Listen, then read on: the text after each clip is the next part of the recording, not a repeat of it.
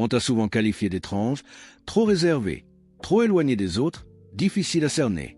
Certains t'ont même cru fragile parce que tu t'écartais du tumulte, parce que tu refusais de lutter pour être intégré, parce que tu choisissais de t'effacer plutôt que de mendier une place dans des milieux où ton être s'asphyxiait. Pourtant, ce qu'ils n'ont jamais saisi, c'est que ton mutisme n'était pas du vide. C'était une phase de maturation. Pendant qu'ils s'amusaient, qu'ils te critiquaient, qu'ils interprétaient ton retard comme un échec, une force supérieure œuvrait discrètement en ta faveur. Aujourd'hui, il est temps que tu entendes cette vérité. Si tu t'es toujours senti à part, ce n'était pas par manque de valeur, mais parce que tu portais en toi une réalité que ce monde n'était pas encore capable d'accueillir. Combien de fois as-tu eu cette impression de ne pas vraiment faire partie de ce monde? Combien de fois t'es-tu retrouvé entouré de gens tout en ressentant une profonde solitude intérieure? Tu souriais avec eux, mais au fond, une distance persistait, comme si ton esprit percevait une dimension invisible aux autres. Cette sensation blessait d'autant plus que tu avais tenté de leur ressembler. Tu avais ajusté tes paroles, tes rires, tes relations, juste pour échapper à ce vide glacé en toi.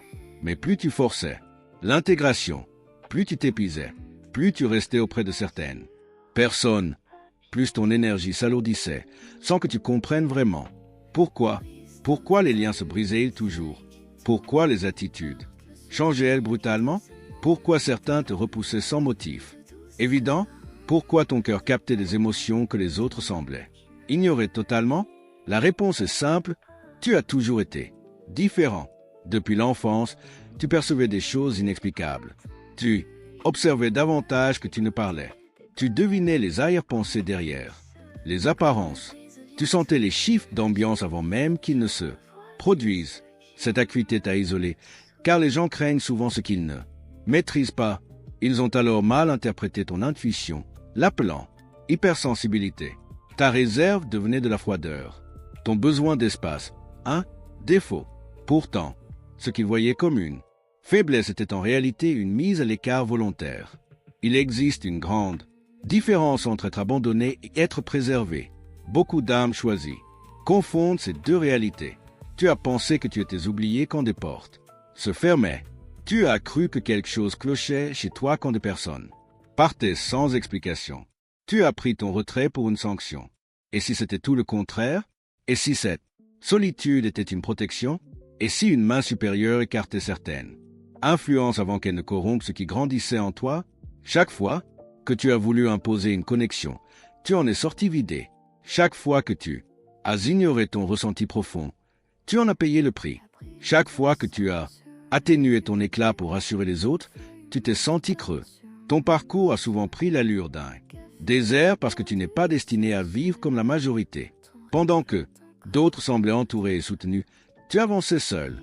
Mais sache que les êtres d'exception ne se forgent pas dans le brouhaha. Ils se construisent dans le calme, dans l'ombre, dans les périodes où personne ne regarde. L'or reste enfoui avant de scintiller. La graine germe dans le noir avant d'atteindre le jour. Toi aussi, quelque chose mûrit en silence, même si tu doutes parfois. Le vrai danger de cette période, c'est de croire que ton isolement prouve ton insuffisance. En vérité, ton âme refuse simplement ce qui ne correspond pas à ton chemin. Certaines personnes devaient s'éloigner parce qu'elles n'auraient pas pu suivre là où tu es conduit. Des liens devaient se rompre, des distances s'installer, des silences s'imposer. La question n'est plus « pourquoi suis-je seul ?», mais « que prépare-t-on pour moi à travers cette séparation ?» La plupart ne comprendront jamais que l'isolement peut être une bénédiction. Le ciel isole souvent ceux qu'il s'apprête à élever. Avant toute ascension, vient une mise à distance. Avant toute clarté nouvelle, vient un passage aride. C'est précisément là où tu te trouves. Tu croyais être rejeté alors que tu étais en train d'être gardé, purifié, préparé. Certaines personnes ne pouvaient plus t'accompagner sans freiner ceux qui se construisaient en toi. Pendant tout ce temps, une transformation invisible avait lieu. On démolissait l'ancienne version de toi, celle qui mendiait l'approbation, celle qui redoutait la solitude, celle qui confondait présence et sérénité. Certaines relations te nourrissaient en surface mais te drainaient en profondeur. Ton intuition le savait. Voilà pourquoi tu te sentais épuisé après certaines discussions. Pourquoi certains lieux te pesaient?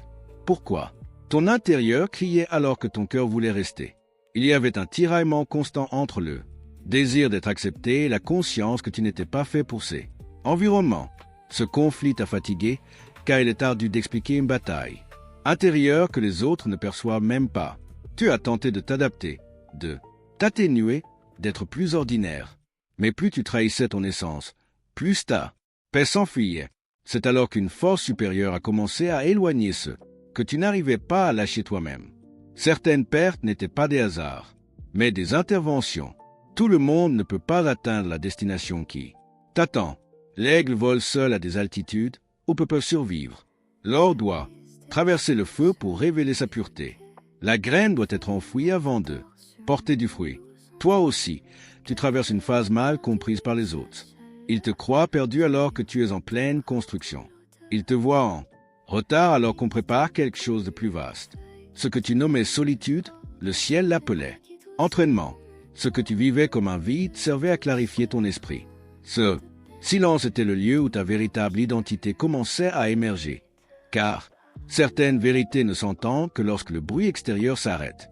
Aujourd'hui, tu tolères moins le superficiel. Tu repères plus vite les mauvaises intentions. Tu protèges ton énergie. Tu refuses le faux. C'est le signe qu'une nouvelle conscience éveille en toi. Une saison plus alignée approche. Les mauvaises connexions tombent avant les bonnes. Le calme précède souvent les grandes révélations. Bientôt, ceux qui croyaient voir ton déclin comprendront qu'il assistait à ta métamorphose. Si cette parole te touche aujourd'hui, ce n'est pas par hasard. Parmi tout le vacarme du monde, quelque chose t'a guidé ici. Peut-être parce que ton âme aspire à être enfin comprise. Écris en commentaire « Je suis un élu ». Non, pour les autres, mais pour sceller cet instant en toi. Si ces mots résonnent, rejoins cette communauté qui s'adresse à ceux qui se sentent différents, qui portent des luttes invisibles, qui ont été sous-estimées mais qui sont en train d'être formées dans l'ombre. Ici, on parle à ceux qui ressentent profondément, qui absorbent les énergies, qui ont besoin de retrait pour ne pas s'épuiser. Tu n'es pas cassé. Ton esprit se protège simplement.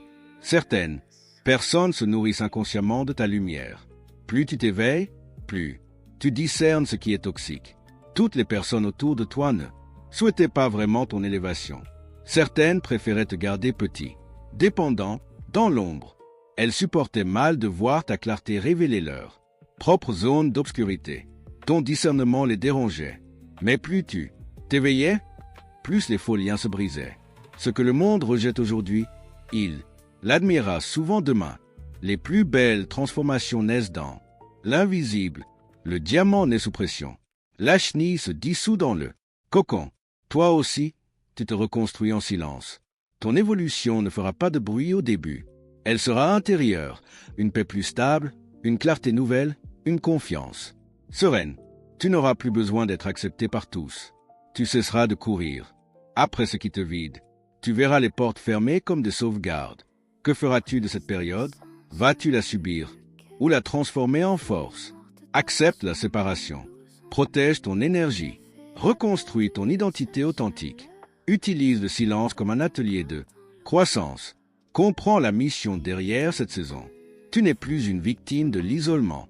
Tu es en pleine préparation. Le désert n'est plus une punition, mais le berceau de ta nouvelle identité. Tu as changé. Tu es plus lucide, plus solide, plus aligné. Tu n'as jamais été fait pour te fondre dans la masse, mais pour traverser les épreuves et émerger transformé. Ceux qui t'ont quitté pensaient assister à ta chute. Ils n'ont pas vu que tu devenais plus fort, plus stable, plus puissant. Intérieurement, ton isolement n'était ni une erreur ni une malédiction. Il avait un sens. Chaque départ, chaque silence, chaque fermeture servait à te libérer de ce qui étouffait ta lumière. Tu as survécu à des tempêtes qui en auraient brisé beaucoup. Et ton histoire ne s'achève pas ici. Elle commence. Les élus sont souvent mis à l'écart avant d'être révélés. Bientôt, ceux qui ont douté verront la force née dans le silence. Si ce message parle à ton âme, écris. Mon isolement était une préparation. Rejoins ceux qui transforment leurs blessures en puissance. N'oublie jamais, ils ont ri pendant ton retrait. Ils ont douté pendant ton désert. Mais bientôt, ils verront ce qui se préparait. Dans l'ombre, les élus sont souvent seuls juste avant leur véritable apparition.